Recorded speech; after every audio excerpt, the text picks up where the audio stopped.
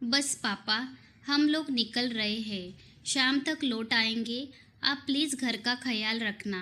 हाँ, आपका खाना टेबल पर रख दिया है। जब भी भूख लगे लेकर खा लेना। रात तक का ही खाना बना दिया है। हमें आने में देर हो जाएगी तो थकने के बाद खाना नहीं बनेगा। और वैसे भी हम लोग खाना खाकर आएंगे। और हाँ, जाते जाते बाहर ताला लगाकर जा रहे हैं। अपना ख्याल रखना। दोनों बेटे और बहुएं ये कहते हुए अपने अपने परिवार के साथ घर से बाहर निकल गए। आज इन लोगों को रिसोर्ट जाने का मूड है। सुबह से शाम तक वही मौज मस्ती करने का इरादा है। एक बार भी किसी ने भी विशंबर जी से नहीं पूछा कि वे भी जाना चाहते हैं या नहीं। सोफे से उठकर वे खिड़की के पास गए और खिड़की से नीचे देखा तो दोनों बेटे अपनी अपनी कारों में बच्चों के साथ बैठकर रवाना हो गए। थोड़ी देर तक वे खिड़की के बाहर यूं ही ताकते रहे। उसके बाद उदास मन से ही धीरे धीरे चलते हुए डाइनिंग टेबल पर आए और वहां रखे खाने को खोलकर देखा। किसी स्टील के डिब्बे में 5 रोटियां, डोंगे में पतली सी दाल, एक प्लेट में सलाद के नाम पर एक प्याज कटा हुआ रखा था। खाने को देखते ही मन सोचने लगे, अभी तो सुबह के 8 ही बज रहे हैं। आज पूरा दिन मुझे इसी खाने से निकालना है। रात को भी खाना नहीं मिलेगा। इतने से मेरा पेट कैसे भरेगा। पिछली बार भी जब ये लोग घूमने गए थे तब भी बहू इतना सा ही खाना बनाकर गई थी। रात को घर पर आने के बाद विशंबर जी ने सिर्फ इतना ही तो कहा था, बहू मुझे बहुत ज़ोर से भूख लगी है। बस उसी पर दोनों बहुओं ने रोना धोना मचा दिया था। और बेटे तो वैसे भी अपनी पत्नियों के आगे कुछ बोलते नहीं हैं। पर आज फिर वही हुआ। एक लंबी गहरी सांस लेकर अपने कमरे की तरफ आए। कमरे में अपनी पत्नी की तस्वीर देखकर आंखों में आंसू आ गए। एक वो थी जो कभी मुझे भूखा नहीं रहने देती थी, पर उसके जाने के बाद तो सचमुच पेट भर खाने को भी तरस गया हूँ। सोचा था कि रिटायर होने के बाद परिवार वालों के साथ खूब घूमूंगा फिरूंगा, पर यहाँ तो बीमार नहीं हूँ, फिर भी घर में हर कोई मुझे बीमार बनाने में लगा हुआ है। जानता था कि हर बात के 2 पहलू होते हैं, पर कभी इस पहलू के बारे में तो सोचा ही नहीं था। पहले कितना घूमने का शौक था। महीने में 2 बार तो परिवार के साथ बाहर घूमने निकल ही जाते थे। पर अब कितने महीने हो गए हैं घर के बाहर भी नहीं निकला हूँ। ये लोग जब भी कहीं जाते हैं ताले में बंद करके जाते हैं। एक बार भी नहीं पूछते कि पापा आपको भी चलना है क्या। अब तो घुटन सी होने लगी है। किसी से बाहर बात भी नहीं करने देते और खुद भी बैठकर बात करना पसंद नहीं करते। आजकल पता नहीं दोस्तों के भी फ़ोन नहीं आते, ना उनका फ़ोन लगता है। अपने घर का चौकीदार बनाकर रख दिया है मुझे। जब हाथ पैर चल रहे हैं तब मेरी कदर नहीं है तो जिस दिन बिस्तर पकड़ लूँगा तब तो पूछेंगे भी नहीं। किसी न किसी निर्णय पर पहुँचना अब बहुत ज़रूरी हो चुका है। अभी विशंबर जी मन ही मन सोच ही रहे थे कि तभी उनके फ़ोन पर एक अनजान नंबर से कॉल आया। मोबाइल उठाया तो दूसरी तरफ उनके पुराने दोस्त निर्मल जी बोल रहे थे, और विशंबर कैसा है, कितने दिनों बाद तेरा फ़ोन लगा है। अरे निर्मल, आज इतने दिनों बाद तुझे मेरी याद कैसे आ गई।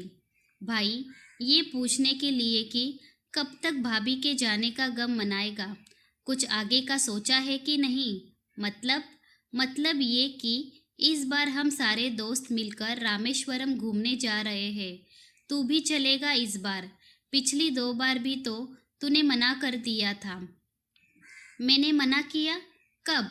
पिछली बार हम लोग सुदेवी यात्रा पर गए थे और उससे पहले मानसरोवर यात्रा पर। तेरे फ़ोन पर फ़ोन लगाओ तो लगता ही नहीं है। आखिर तेरे बेटों को फ़ोन लगाया तब तेरे बेटे ने ही कहा कि पापा मना कर रहे हैं। अब मम्मी के बिना कहीं मन नहीं लगता। इस बार मैंने किसी और नंबर से फ़ोन लगाया तो लग गया। सुन, कमाल है, ये नंबर तो लग गया। सुनकर विशंबर जी हैरान रह गए। उन्हें तो बिल्कुल पता ही नहीं था कि पहले भी 2 यात्राएं जा चुकी है। मतलब बेटों ने उन तक बात पहुंचाई नहीं है। तभी निर्मल जी बोले, अरे क्या हुआ, जवाब तो दे। अचानक निर्मल जी की आवाज़ से विशंबर जी की तंत्रा टूटी। अरे हाँ, इस बार ज़रूर आऊँगा। कितना पेमेंट देना है वो बता देना, मैं डिपॉजिट कर दूँगा। चल, मैं तुझे अपने व्हाट्सएप ग्रुप में जोड़ लेता हूँ, वही सारी डिटेल भेज दूँगा। रही बात पेमेंट की, वो तू बाद में दे देना। वैसे भी हम कल ही रवाना हो रहे हैं और तेरी टिकट हमने पहले ही करवा ली थी। अगर तू फ़ोन नहीं उठाता तो हम आज तेरे घर ही आ जाते। अच्छा, डिटेल आधे घंटे में भेजता हूँ, फटाफट तैयारी कर ले, कल सुबह ही निकलना है।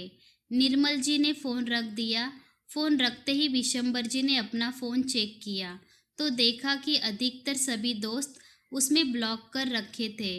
उन्हें याद आया कि पिछली बार बच्चों को अपने भरोसे छोड़कर चारों आंटी घूमने गए थे। देखकर उनका दिमाग घूम गया। इतना बड़ा धोखा। कुछ देर तक आंखों में आंसू लिए अपनी पत्नी की तस्वीर की तरफ देखते रहे। फिर आंसू पोंछकर सबसे पहले विशंबर जी ने अपने चारे दोस्त को अनलॉक किया। उसके बाद उठकर अपने कमरे में गए। अपनी अलमारी में से अपने टूर पर पहनने वाले कपड़े निकाले, अपने स्पोर्ट्स शूज़ निकाले और उनकी धूल साफ की। कुछ ज़रूरी कागज़ और आईडी रखी। मोबाइल पर अकाउंट चेक किया, दवाइयों का बॉक्स रखा और जितना समझ आया उसके हिसाब से पैकिंग कर ली। अब बस इंतज़ार था अगले दिन का। रात को जब बच्चे घर आए तब तक विशंबर जी सो चुके थे। किसी ने भी उनके कमरे में जाने की जहमत नहीं उठाई। सब अपने अपने कमरे में जाकर सो गए। दूसरे दिन जब बेटे और बहुएं चाय पी रहे थे तब विशंबर जी तैयार होकर अपना बैग लेकर बाहर आए। उन्हें देखते ही बड़ा बेटा बोला, अरे पापा, कहाँ चल पड़े? मैं अपने दोस्तों के साथ रामेश्वरम टूर पर जा रहा हूँ, मेरा भी टिकट है। विशंबर जी की बात सुनकर चारों बेटे बहुएं एक दूसरे का मुंह देखने लगे। बड़ी बहू बोली, पर पापा जी, आप ऐसे कैसे जा सकते हैं? बच्चों के एग्ज़ाम शुरू होने वाले हैं और हमें भी बेंगलुरु के लिए रवाना होना है। मेरे मौसा जी के बेटे की शादी है। बच्चों को हम किसके भरोसे छोड़कर जाएंगे? आपने सोचा भी है? छोटी बहू ने भी कहा, और क्यों फालतू में पैसे खर्च करना? आपके पास इतना ही पैसा है तो थोड़ा बहुत हमें ही दे दीजिए। वैसे भी इस उम्र में घूमने की क्या ज़रूरत है? कल को गिर पड़े तो सेवा कौन करेगा? इसलिए चुपचाप अपना सामान वापस कमरे में रख दीजिए। मुझे ऑर्डर देने वाली तुम कौन होती हो? बड़ी बहू, तुम लोगों ने मुझे अपने घर का चौकीदार समझ रखा है, जो अपने बच्चों को मेरे भरोसे छोड़कर चले जाते हो। तुम लोगों की हिम्मत कैसे हुई मेरे मोबाइल से मेरे दोस्तों को ब्लॉक करने की? पापा, वो आपको डिस्टर्ब ना करे इसलिए ब्लॉक किया था। अच्छा, मेरे आराम का इतना ही ख्याल है तो अपने बच्चे खुद संभाल लो। रही बात घूमने फिरने के खर्च की, तो मैं अपनी खुद की कमाई के पैसों से जा रहा हूँ, किसी को बताने की ज़रूरत नहीं है, कहकर विशंबर जी वहाँ से रवाना हो गए।